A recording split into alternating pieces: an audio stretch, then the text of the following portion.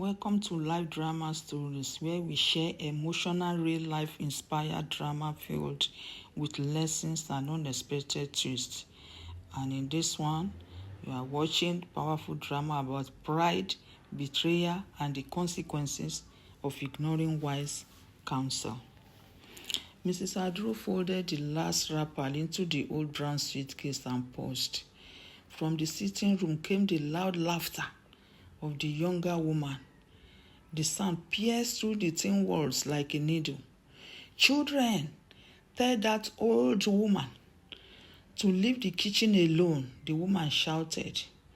One of the children echoed mockingly, "Yes, Daddy said the house is not for everybody."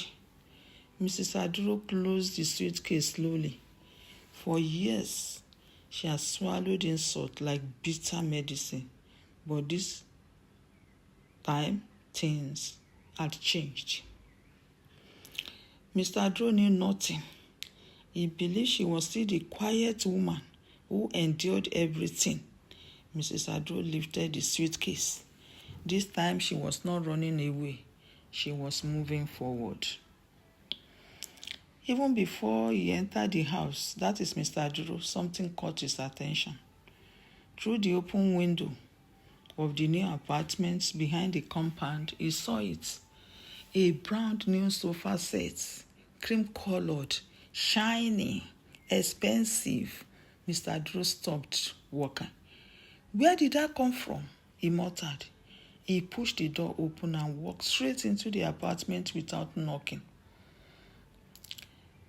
Through the open windows, he saw the brand new sofa. Hey!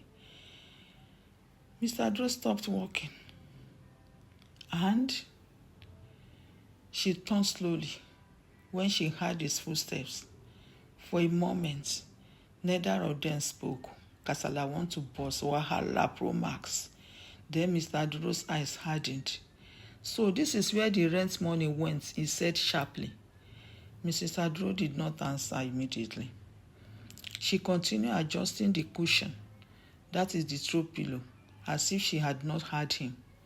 His voice rose. "You think I don't know what you are doing? The tenant just left, and instead of bringing the rent to the house, you are buying furniture." Mrs. Aduro finally looked at him. "The rent from this house has never entered my pocket," she said calmly. "And the last time I remember, we built this house together. Remember, I'm a record keeper. I still have the receipts of the money I collected from cooperative, welfare, up bank loan, just to make sure this house stands." He walked around the sofa, touching it, inspecting it like a trader in the market. "This one will do," he said. "The old sofa in the main house is no longer good enough for visitors." Mrs. Aduro frowned slightly. "I bought that sofa."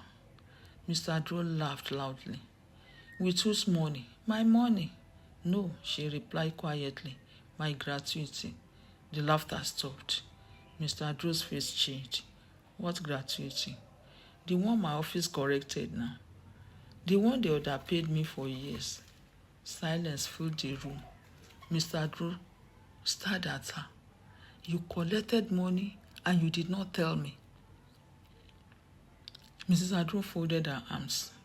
"For years you spent every kobo from this house on another woman. Did you tell me?" "You did not tell me either. You spent money to buy her clothes, gifts, whatever she needs, without caring about me." His anger exploded.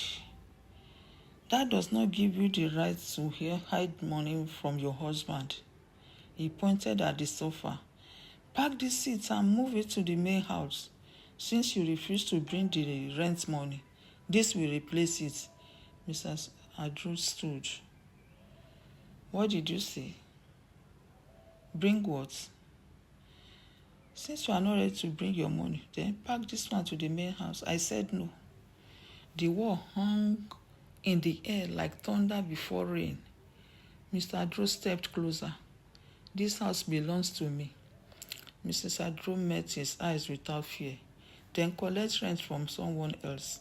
She picked up the keys to the apartment and walked towards the door. Mr. Aduro shouted after her, "You have suddenly grown wings because of small money." "Yes, I suddenly find out that I had wings and I had to use it." The argument over the sofa did not end that afternoon. Mr. Aduro carried his anger like fire in his chest the entire evening. In the main house, the younger wife kept fueling the flames.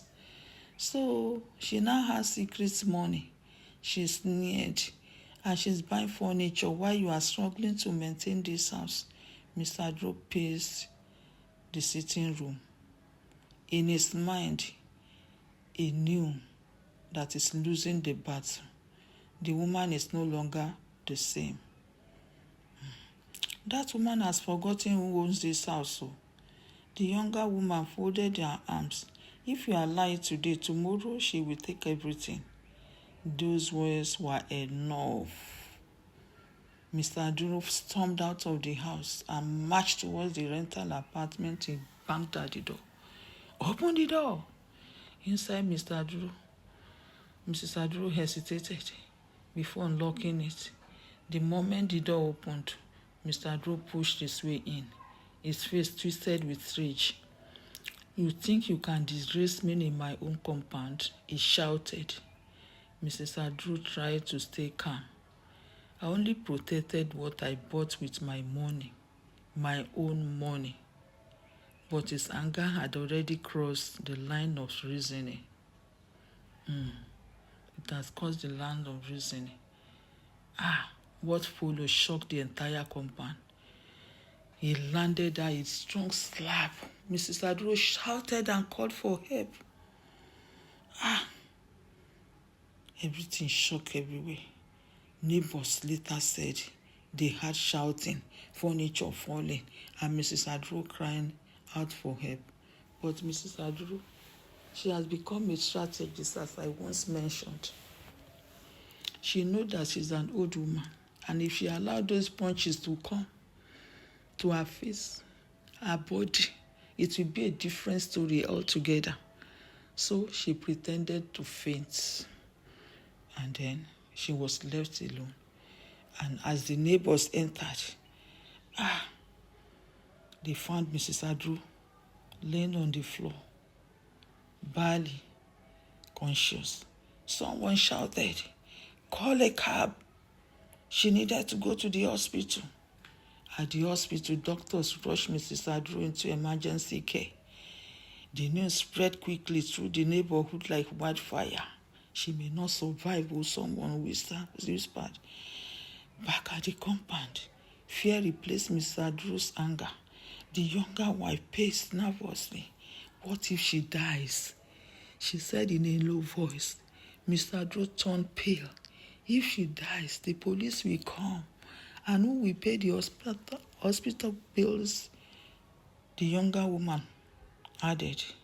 Silence filled the room. And before you knew it, Mr. Aduro, Mrs. Younger woman, younger wife, both of them packed their load and left the compound in the early hours of the following morning to escape the police, the hospital bill, the prying eyes of the neighbors. Wait for another episode. It is just beginning.